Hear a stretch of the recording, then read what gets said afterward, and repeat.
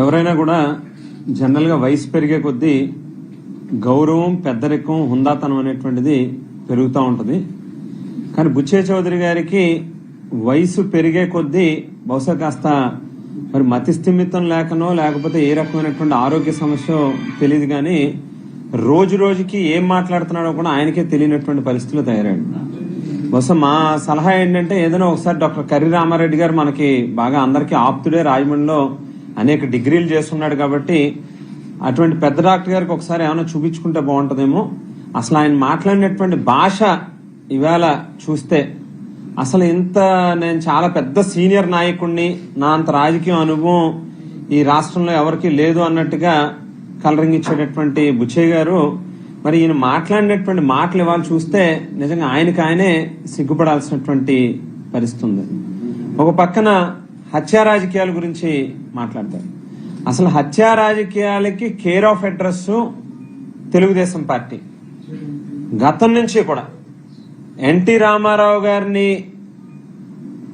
మానసికంగా క్షోభ పెట్టి ఆయన చనిపోయేటట్టుగా చేసినటువంటి రోజు దగ్గర నుంచి మొదలుపెట్టి వంగవీటి మోహన్ రంగా గారిని పొట్టన పెట్టుకున్నటువంటి కార్యక్రమం కానీ మరి ఆ రోజు నుంచి ఈ రోజు దాకా కూడా అసలు గడిచినటువంటి 2 ఏళ్లు చూస్తే మన రాష్ట్రంలో 175 నియోజకవర్గాల్లోని ప్రతిరోజు కూడా 365 రోజులు, ఈ రోజుకి దాదాపుగా ఈ ప్రభుత్వం వచ్చి ఒక 550 రోజులు, ఒక 600 రోజులు దాటి ఉంటే గనక ఈ 600 రోజుల్లోని ఏ ఒక్క రోజైనా ఎక్కడో ఒక చోట ఒక హత్యో, మానభంగమో లేకపోతే జరగరానటువంటి ఒక ఘోరమో విననటువంటి సందర్భం ఏ రోజైనా ఉందా? ఎక్కడ పడితే అక్కడ వైఎస్ఆర్ కాంగ్రెస్ పార్టీ శ్రేణుల మీద దాడులు చేయడం, ఆస్తి నష్టాలు కలగజేయడం, భౌతికంగా వాళ్ళ మీద దాడులు చేయడం, హత్యలు చేయడం, ఆఖరికి ఒక శాసనసభ్యుల కింద, మంత్రుల కింద పనిచేసినటువంటి వాళ్ళ ఇళ్ల మీదకి పంపించి నిప్పు పెట్టి ఇల్లుని తగలబెట్టేటటువంటి కార్యక్రమం కూడా చేస్తా ఉన్నటువంటిది ఈ పెద్ద మనుషులు కాదా అని చెప్పని అడుగుతా ఉన్నాం. అసలు బుచ్చయ్య గారు ఆయన వయసు కూడా మర్చిపోయి వైసీపీ ఎదవల్లారా అని చెప్పని మాట్లాడుతున్నాడు. మీరు అన్నటువంటి పదానికి మేము 4 అనగలం, మీరు వెదవల్లారా అని అంటే వెదవల్లారా అని చెప్పని అనగలం.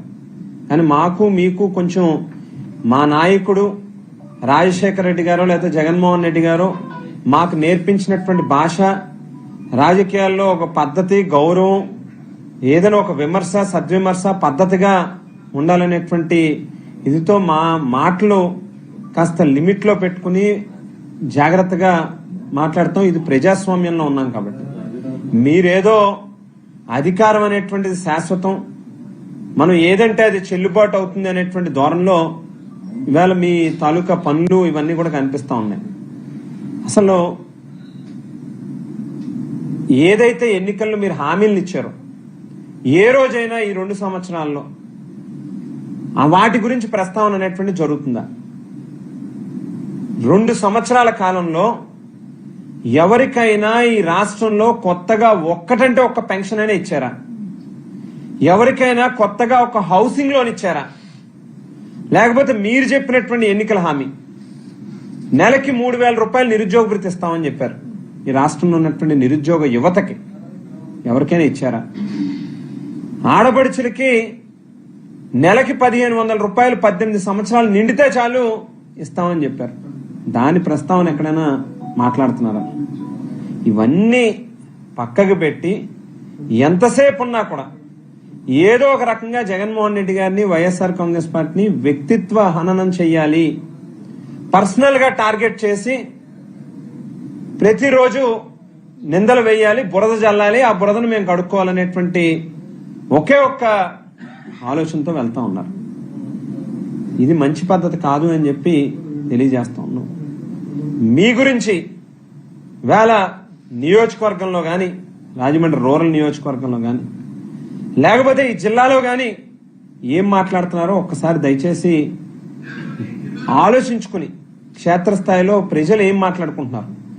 విఆర్ఓ ట్రాన్స్ఫర్లకి, పంచాయతీ సెక్రటరీ ట్రాన్స్ఫర్లకి కూడా కౌంటర్లు పెట్టి డబ్బులు వసూలు చేసి తప్ప ఆఖరికి ఆ పోస్టింగ్లు కూడా చేయలేనటువంటి పరిస్థితిలోకి వచ్చారు మీరు అనేటువంటిది బయట మాట్లాడుకుంటున్నటువంటి మాటలు.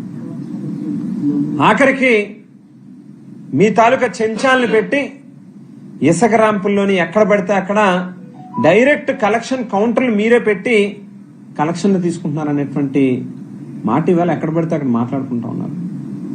వాటిని డైవర్ట్ చేస్తూ ఈ రకమైనటువంటి పేలాపనలు నోటికి ఎంత వస్తే అంత మనం ఏం మాట్లాడితే అది చెల్లుబాటు అవుతుందని అనుకుంటే మంచి పద్ధతి కాదు.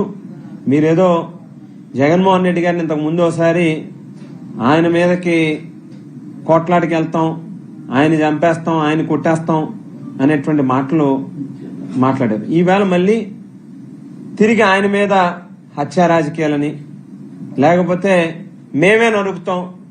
ఏంటి మీరు నరికేది? అసలు మీరు మామూలుగా మేమే వస్తాం పోనీ ఏ రోజో మీరే డేటు సెంటర్ అన్ని డిసైడ్ చేయండి. గతంలో ఒకసారి గతాన్ని గుర్తు చేసుకోండి. పాత స్టోరీలు అన్ని జక్కంపూడి రామ్మోహన్ రావు గారు ఆ కథలన్నీ మీకు గుర్తొస్తే మామూలుగా ఇంట్లోంచి బయటికి రారు. మీరు మామూలుగా మేమే నరికేస్తాం. ఏంటి మీరు నరికేసేది? మామూలుగా అమెరికా 6 నెలల్లో 4 నెలలు అమెరికాలో ఉంటారు. మీరు 2 నెలలు వస్తారు. సడన్ గా వచ్చి చంద్రబాబు దగ్గర ఏదోలాగా 4 మార్కులు కొట్టాలని చెప్పి ఏదో నోటుకు వచ్చినటువంటి మాటలు మాట్లాడడం, మళ్ళీ అడ్రస్ ఉండరు. మీలాంటి వాళ్ళు ఏదో పెద్ద ఊడబొడి చేసేటట్టుగా ఈ రకమైనటువంటి భాష మంచిది కాదు. దయచేసి మీ వయసుకు తగ్గట్టుగా హుందాగా ప్రవర్తించండి అని చెప్పి ఈ సందర్భంగా కోరుతా ఉన్నాం. రాజమండ్రిలో రేపు పుష్కరాలు జరగబోతా ఉన్నాయి. ఈ రోజుకి ఎక్కడా కనీసం ఒక ఇసుక రేణు వేసి ఏ రకంగా పుష్కరాల పనులు చేయాలనేటువంటి జ్ఞానం లేదు మీకు. 29 మంది ప్రాణాలు పొట్టను పెట్టుకున్నారు మీరు గత పుష్కరాల్లో. అవి మర్చిపోయారేమో. మళ్ళీ కనీసం ఇంకొక 1 ఇయర్ కూడా లేదు ఇంక దాదాపు. ఈ సంవత్సరంలో కనీసం ఇప్పటిదాకా శాంక్షన్లు కానీ, వాటి మీద ఒక ప్రాపర్ రివ్యూ కానీ, ఒక మీటింగ్ కానీ, ఒక ప్లానింగ్ కానీ ఏమీ లేదు. అంటే ఏం చేస్తారనంటే ఇంకొక 4-5 నెలలు గడిచిపోయేంత దాకా వెయిట్ చేసి ఆఖరిలో హడావుడిగా శాంక్షన్లు ఇచ్చినట్టుగా మామ అనిపించి వాటిని మనకు కావాల్సిన వాళ్ళకి టెండర్లు అయ్యి మేనేజ్ చేసి వాళ్ళకి ఇప్పించి అందులో మనకి ఏ రకంగా ఆమ్యామ్య జరగాలో చూసుకునేటటువంటి కార్యక్రమం. ఆ పుష్కరాల మీద శ్రద్ధ పెడదాం. ఏ రకంగా రాజమండ్రి నగరానికో లేకపోతే తూర్పుగోదావరి జిల్లాకు మేలు జరిగేటటువంటి కార్యక్రమం చేద్దాం. ఎన్నికల్లో అనేక హామీలు ఇచ్చాం ప్రజలకు. మనం రేపన్న నాడు ప్రజల్లోకి వెళ్తే చేదరించుకుంటారు ప్రజలు మనల్ని అనేటువంటిది ఆ ఆలోచనలో లేరు మీరు.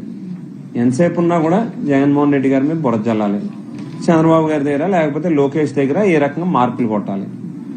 దయచేసి ఈ పద్ధతి మార్చుకోండి, లేకపోతే మీరే ఇబ్బంది పడతారని చెప్పి కూడా ఈ సందర్భంగా హెచ్చరిస్తూ, మీరేదో నరకడాలు, ఎదవలు, చంపుతాం ఇటువంటి నోటుకొచ్చినటువంటి పేలాపలను పేలితే మీరు మీ వయసు పెద్దది కాబట్టి కనీసం మాకు కాస్త హుందాతనం, గౌరవం ఉంది కాబట్టి ఇక్కడతో ఆగుతున్నాం. ఇక ఇంకొకసారి మళ్ళీ ఇట్లా ఈ రకంగా అతిగా మాట్లాడితే మీకు అధికారం కావాలేమో. మీరు మాట్లాడేటువంటి మాటల్లో మా చేతుల్లోనే అధికారం ఉంది. మీ అధికారం ఎవరు కావాలి? బోర్డు అధికారం. మా వెనకాల జనం ఉన్నారు, ప్రజలు ఉన్నారు. అధికారాలతో పని లేదు. రేపన్నాడు ఇంకొకసారి ఇటువంటి మాటలు ఇంకొకసారి రిపీట్ చేస్తే గనక ఖచ్చితంగా బుచ్చయ్య గారు దానికి తగినటువంటి ఇబ్బంది మాత్రం పడేటటువంటి పరిస్థితి వస్తుంది అనేటువంటిది గుర్తుపెట్టుకుని మాట్లాడమని చెప్పి మాత్రం ఈ సందర్భంగా హెచ్చరిస్తాం.